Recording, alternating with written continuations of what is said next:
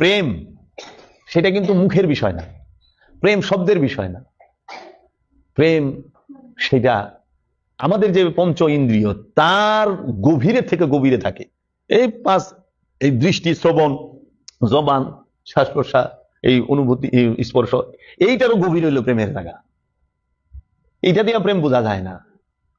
প্রেম এমন জিনিস যে তারে শিখান লাগে না। প্রেম শুধু জাগ্রত করতে হয়। প্রেম সুপ্ত থাকে, গুপ্ত থাকে, গোপন থাকে, তাকে জাগ্রত করে তুলতে হয়। আপনি নিজেই প্রেম, আপনিই সত্য, আপনি নিজে সত্য, আপনি সোল, আপনি খোদার অংশ, আপনি খোদার অংশ, আপনি রসুলের অংশ, আপনি খোদার ওয়ারিশ। আমি কইনি, আল্লামা ইকবাল কইছে প্রতিটা মানুষের নফস সেটা খোদার ওয়ারিশ, খোদা থেকেই আসছে। কারণ নফস হইল রুহের সর্বশ্রেষ্ঠ এক সর্বপ্রথম সেফা। আল্লাহর দুইটা রূপ, একটা হলো জাত, একটা হলো সেফাত, একটা হলো মূল, একটা গুণাবলী। যেরকম বুঝার জন্য বলা যায় যে তুলা, এটা হলো জাত, এটা উন্নত মেশিনে দেন সুতা হয়ে বের হবে।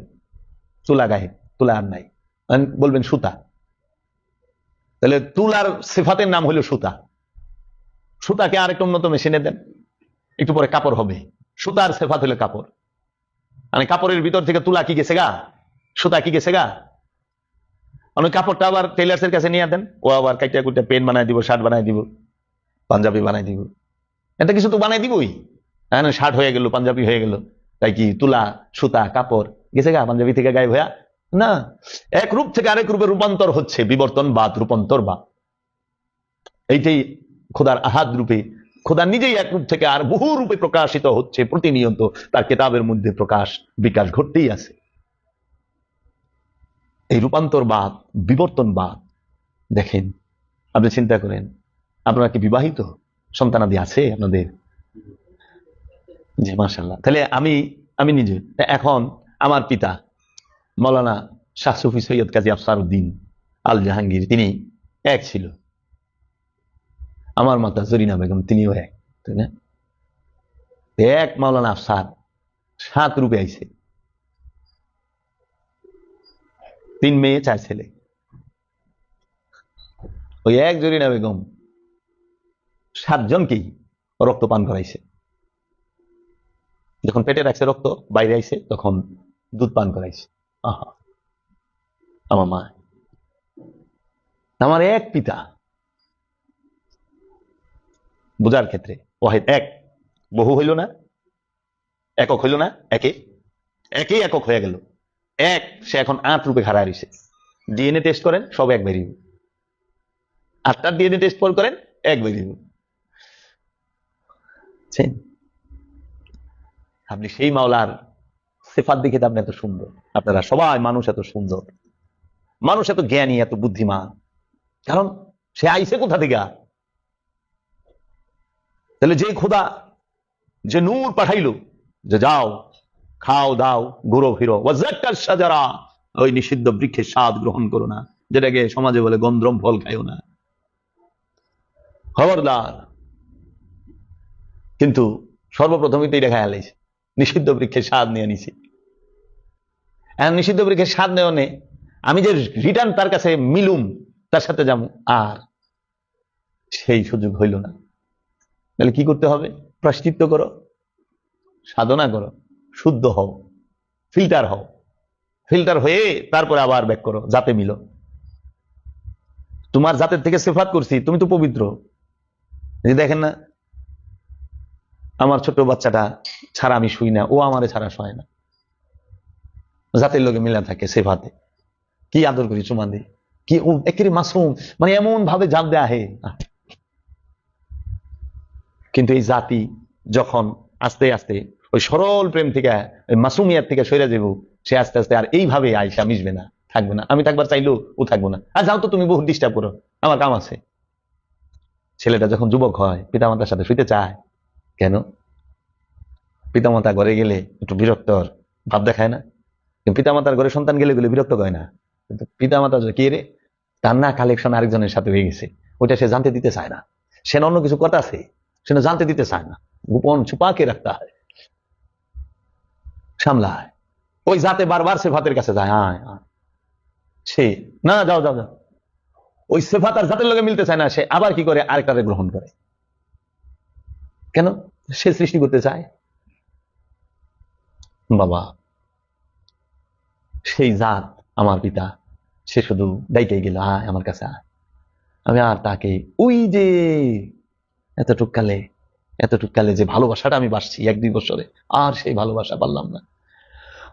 এক সময় আমার মা, আপনার মা আপনার জন্য তার দেহটারে সব সময় দিয়ে রাখতো, মনটারে দিয়ে রাখতো। কিন্তু এমন এক সময় হয়েছে, সে আপনাকে দেখলো তার দেহের কাপড় ঠিক করে না গো। কিন্তু আমি তো সেই দিন চাই, যেই দিন আমার মা আমার সাথে কোনো বাইন্ডিং, কোনো হিজাব রাখে নাই মা, আমি সেই দিন চাই। ঠিক আমি যে বান্দা, আমার স্বার্থের কারণে এত হিজাব, এত পর্দা হয়ে গেছে যে আমার যে জাত, আমার মাওলায় পা, আমি সেই মাওলারে দেখতেছি না, আমি যাইতে পারতাছি না, কথা বলতে পারতাছি না। সে আমার কাছেই আছে, কিন্তু আমার স্বার্থ আমাকে যাইতে দিচ্ছে না। আর মাওলাই বলতেছে, স্বার্থ সরা, পর্দা সরা, তুই রাখছিস পর্দা, আমি তো রাখি না। আল্লাহ আমার মধ্যে আছে, আপনার মধ্যে আল্লাহ আছে, কিন্তু আপনি আল্লাহর মধ্যে নাই। আপনি আল্লাহ থেকে দূরে সরে গেছেন স্বার্থের কারণে। তো ঠিক আমি সেইভাবে মিশতে চাই, আমি যেভাবে আগে তোমারই অংশ ছিলাম, তোমারই সিফাত গো, তোমারই সৃষ্টি আমি, আমার মাওলা। তাহলে এখন মহাপুরুষ বলতেছে, ঈসা রুহুল্লাহ বলতেছে, তুমি প্রভুর দিদার চাও, শিশু হইয়া যাও, শিশু হইয়া যাও। এখানে কি বুঝাইছে? শিশু বলতে দেহকে শিশু করা না, ছোট করা না, স্বভাবটা শিশুর হইতে হবে, চিন্তাটা শিশুর হইতে হবে, মান্যতাটা শিশুর হইতে হবে, ওই বুঝটা, স্বার্থ সবকিছু শিশুর মতো হইতে হবে। শিশু আপন পর বুঝে না, শিশু শুধু বুঝে ভালোবাসা, প্রেম। প্রেম ছাড়া শিশু বুঝে না কিছু। তাকে যে ভালোবাসবে তার কাছেই সে যাবে। তাইলে আমরা মাওলার থেকে সইরাইছি, আর এত সরছি স্বার্থের কারণে, যে এখন আর কাম ব্যাক করা সম্ভব হচ্ছে না। ওই যে মায়ের কাছ থেকে সরে গেছি, কারণ অনেক বউ হয়ে গেছে, শাশুড়ি হয়ে গেছে গা, আমার শালা সম্বন্ধ হয়ে গেছে, বন্ধু বান্ধব হয়ে গেছে, আমার কত কিছু হয়ে গেছে। এর জন্য এখন আমি মার কাছে আর আসার সময় পাই না। আমার এখন অফিস হয়েছে, বস হয়েছে, আমার এখন ব্যবসা হয়েছে, ব্যালেন্স হয়েছে, কত কিছু হয়েছে, আমি সেই মার থেকে সরে গেছি। আর মা আমার জন্য কাঁদে, আপনার জন্য আপনার মা কাঁদে, কারণ অতিরিক্ত বানায় ফেলাইছি, যার জন্য মূলের কাছে যাইতে পারতেছি না। ঠিক আমরা প্রভুর থেকে আইসা জমি, বাড়ি ঘর, সহায় সম্পদ, স্বার্থ, ক্ষমতা, কত কিছু সাথে জড়াই গেছি, এখন আর ওই মূলের কাছে যাইতে পারতাছি না। আর এখন মূলের কাছে, মায়ের কাছে যাইতে গেলে ওইখানে না জামাই বাঁধা হয়ে যায়, না বউ বাঁধা হয়ে যায়, না পোলা পানো, একটা না একটা সমস্যা হয়, পারি না।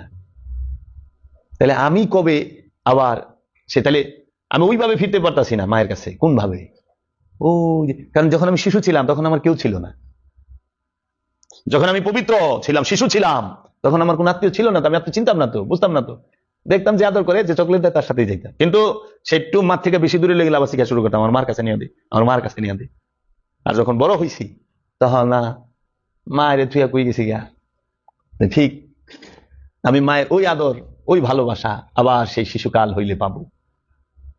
তো কাজেই শিশুর যখন কেউ থাকে না, শিশুর একজনই থাকে, সেটা হলো মা। শিশুর একজনই থাকে, সেটা হলো পিতা। ঠিক এই সৃষ্টির আমি ইনসানে, মানুষের এই নফসের একজনই প্রভু, সে রব।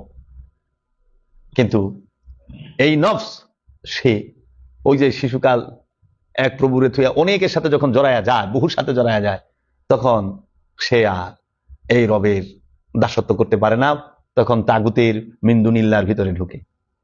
তাই সেই রবের কাছে যখন রিটার্ন আসতে চায়, তখন রসুল লাগে, ওলি লাগে। কারণ ওই ওলি শিখায় আবার যে কিভাবে ফেরত যেতে পারবা।